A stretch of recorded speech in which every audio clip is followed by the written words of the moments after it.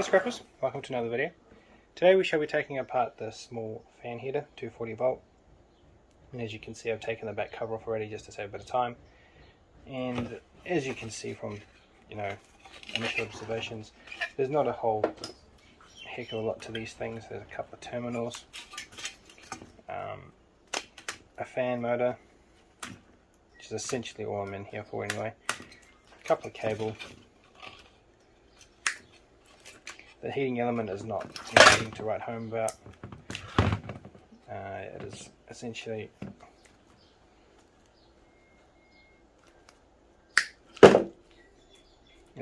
just, steel, so they can go in the shred pile. There is a couple of contacts here that if you really want to, you can pull apart.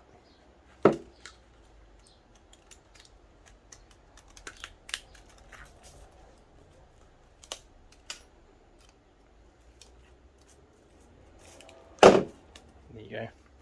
There's the shred.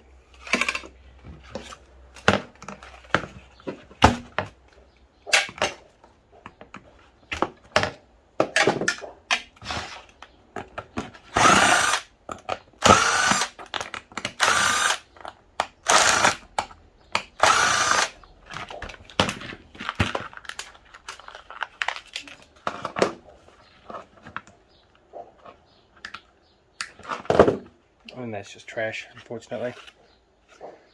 So just continue to pull all these terminals off. And as you can see inside, there are just contacts which essentially can be taken out like so. You just grab them with a pair of cutters or pliers. You just bend the contact up and out so that it'll come out with the least amount of resistance, and then continue like so. And again, you just pull that in there like so, and hopefully you don't waste it all by dropping it. But again, same situation, just pull the contacts up, making sure that you don't lose anything, and then they need to be pulled out. I'm pretty sure these are going to be magnetic, considering that heater was only cheap. I know, so we maybe got some brass contacts here, some brass pins. It's slightly magnetic. But there are some contacts here that don't appear to be magnetic. Some of them I've come across have been magnetic. So yeah, I'll carry on with that off screen. That's rubbish essentially now. And now what we'll do is get into this motor, because this is essentially why I took this apart in the first place.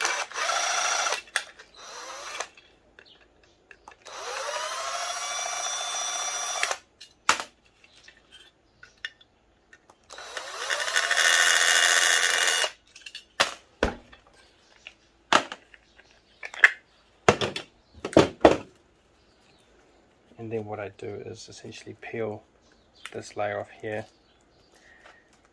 away from the body to use the body as leverage. And as you saw, for once it worked out that it was a nice clean breakaway. It wasn't jagged, didn't leave any high edges like that, for example. Sorry, just blowing all the dust away.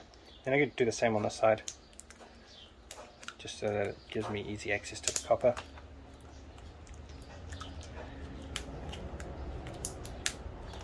And then essentially it's the same thing as you do with most motors. You cut into it like I do with those little transformers that you've seen me do.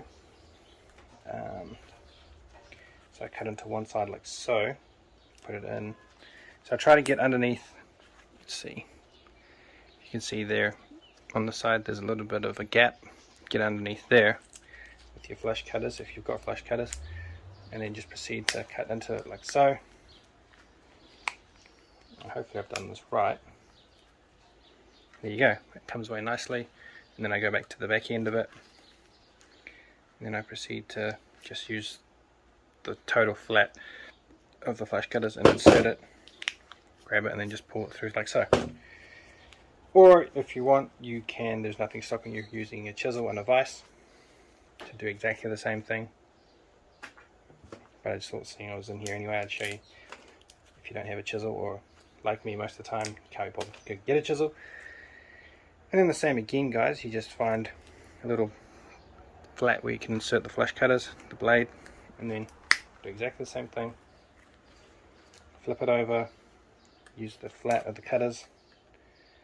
There's a lever, and grab them and pull them out. And yes, I did check, these are copper. Some of them, as I've said in the past, are aluminium. Unfortunately, aluminium is becoming more and more, because of this whole EV boom that we're going to get, you know, driving EVs soon, everybody. They're going to stop using copper in the likes of this sort of stuff, like the cheap stuff. They're just going to use aluminium, which is unfortunate because, you know, aluminium just doesn't quite have that same feel when it melts, you know what I mean? It doesn't have that same nice orangey lava look to it.